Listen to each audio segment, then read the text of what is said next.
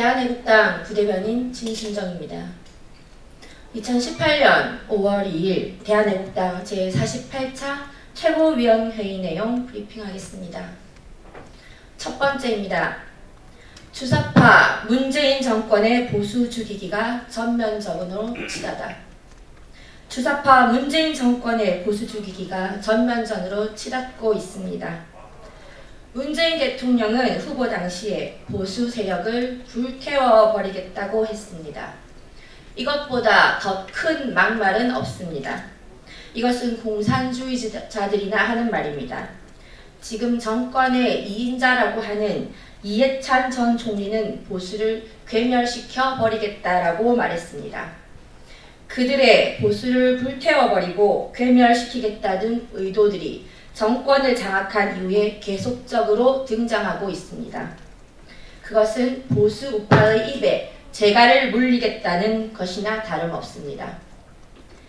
대한민국의 국회의원이 대한민국의 절제절명의 4.27 선언에 대해 분명한 반대 입장을 할 수 있고 그 선언이 잘못된 것에 대해 충분히 비판할 수 있습니다. 박근혜 대통령 탄핵 전국 때 박근혜 대통령의 벌거벗은 사진과 박정희 대통령을 묘사하고 그것을 표현의 자유라고 히히덕거렸습니다. 무엇이 나쁜 것입니까? 국회에 박근혜 대통령 나체 그림을 그려서 그들은 표현의 자유, 예술의 자유라고 하였습니다.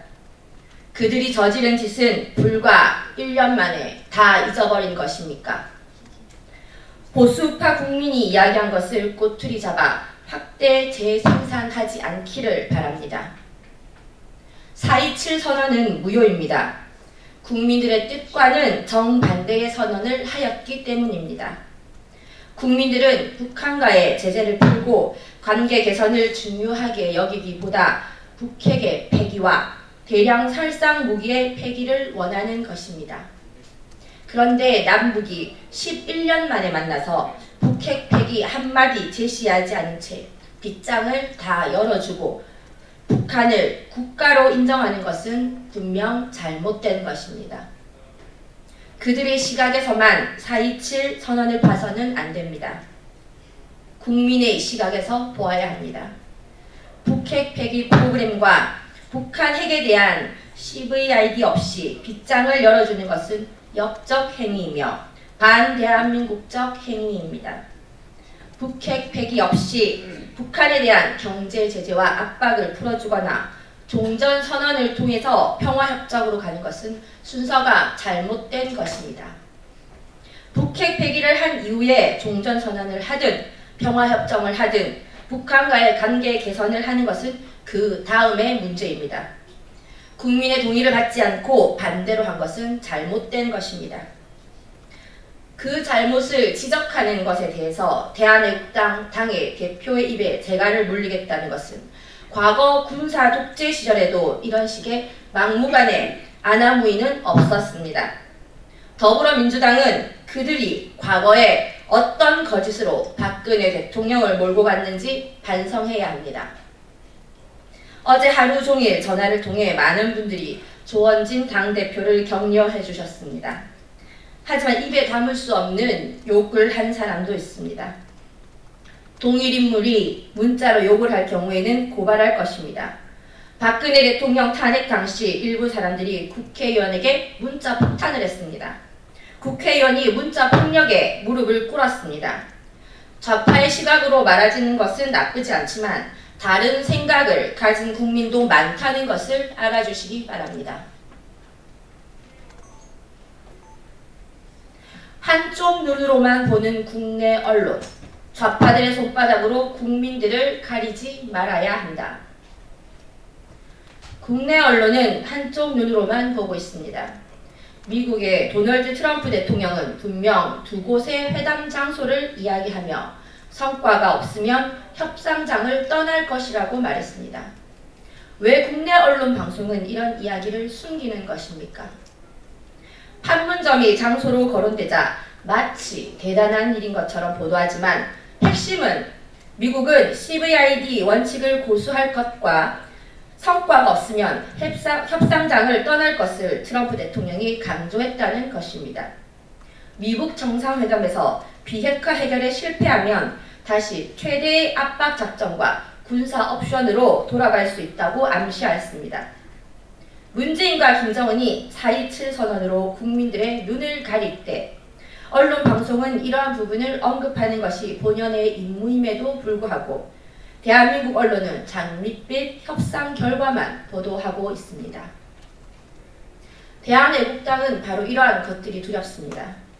국민들은 내일이라도 미국 회담을 하면 북한이 핵 폐기를 하는 것으로 알고 있는데 북한은 절대 핵 폐기를 하지 않을 것입니다. 북한이 가장 잘 사용하는 것이 벼랑 끝 전술입니다. 문재인 정권도 국민을 볼모로 벼랑 끝 전술을 하고 있습니다. 그런데 미국 대통령은 그들보다 한 수 위입니다. 역벼랑 끝 전술을 사용하고 있습니다.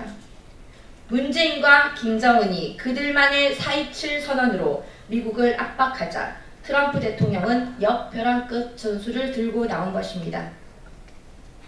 북한은 과거와 현재의 핵은 그대로 유지하면서 미래의 핵만 포기하겠다고 합니다. 그것은 다른 말로 하면 핵의 동결입니다. 북한은 핵을 이미 완성하였고 ICBM 미사일도 완성했다고 합니다. 그들은 핵 동결을 통해 협상 자리로 가려고 합니다.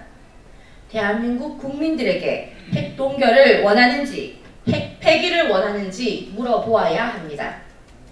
핵 동결은 우리 미래 세대가 영원히 북의 핵을 머리에 이고 살아가는 것입니다. 국민들은 더 이상 좌파들의 손바닥으로 가리지 말아야 합니다. 국민들을 우롱해서는 안 됩니다. 4.27 선언은 임시선언입니다. 4년 전 이란의 핵 폐기를 보셨을 것입니다. 이란의 핵 협상을 통해 우방국들은 이란에게 제재를 다 풀어주고 지원하였습니다. 이스라엘 총리가 어제 이란은 핵 과학자를 그대로 유지하면서 핵의 재개발을 시도했고 그 정황들이 많은 곳에서 나타나고 있다고 하였습니다. 우리는 이란의 핵 폐기 과정에서 배워야 합니다. 핵 폐기를 언급하지 않았으나 문재인 정권은 핵이 완전히 없어지는 것처럼 국민을 속이고 있습니다. 확실하게 핵 실험장이 몇 개인지 완성한 핵이 얼마나 있는지 확인해야 합니다. 또한 핵 실험장을 확실히 폐쇄하고 핵을 반출해야 합니다. 핵의 운반 수단인 ICBM, SLBM 등을 무력화시키고 핵 과학자들도 더 이상 북한이 핵을 개발할 수 없도록 조치를 취해야 합니다. 그렇지 않으면 제2의 이란과 같은 일이 생기게 됩니다. 미국은 지금 이란의 상황을 보면서 북한을 그대로 두지는 않을 것입니다. 더 이상 주사파 정권은 국민들을 우롱하지 말아야 합니다. 미국의 많은 언론들은 이 부분에 중점을 두고 보도를 하고 있습니다. 볼튼 보좌관은 CBS와의 인터뷰에서 우리는 말로 하는 것에는 회의적이다. 말이 아닌 구체적 행동이나 증거가 있어야 한다라고 말하였습니다. 선폐기, 후관계, 정상화를 택한 리비아식 모델을 미국은 원하고 있습니다. 박정희 대통령께서는 자유는 그것을 위해 투쟁하는 자만이 누릴 수 있는 것이며 평화는 그것을 지킬 수 있는 자들의 것이다 라고 현재의 상황을 꿰뚫어 보듯이 말씀하셨습니다. 다음입니다. 퇴학 처분받은 이니노믹스. 문재인 정권이 자랑하던 일자리 상황판이 이제는 내려질 때가 되었습니다. 문재인 정권의 11개월간의 이니노믹스는 실패했습니다. 이것은 국민과 서민을 위한 경제정책이 아니었습니다. 그것은 참여연대와 민노총, 한노총의 노동자들만을 위한 경제정책이었고 대한민국의 시장경제가 아닌 포퓰리즘식 경제정책이었습니다. 어제 근로자의 날에 문재인은 메시지를 통해 새 정부 출범 후 노동계의 수건이었던 양대 지침 폐지부터 시작했다라고 하였습니다. 양대 지침 폐기는 무엇입니까? 대한민국 경제를 어렵게 만들고 700만 자영업자를 고통으로 몰고 수많은 서민 근로자들을 직장에서 쫓겨나게 만든 최저임금 인상이 지침 폐지입니다. 또한 기업의 투자를 막고 기업이 외국으로 투자처를 옮기게 만든 공공부문 비정규직의 정규화가 다른 하나입니다. 문재인은 이어 최저임금 인상과 공공부문 비정규직의 정규직화 등을 통해 노동의 질을 높이고 격차를 줄이는 조치를 취하고 있다라고 하였습니다.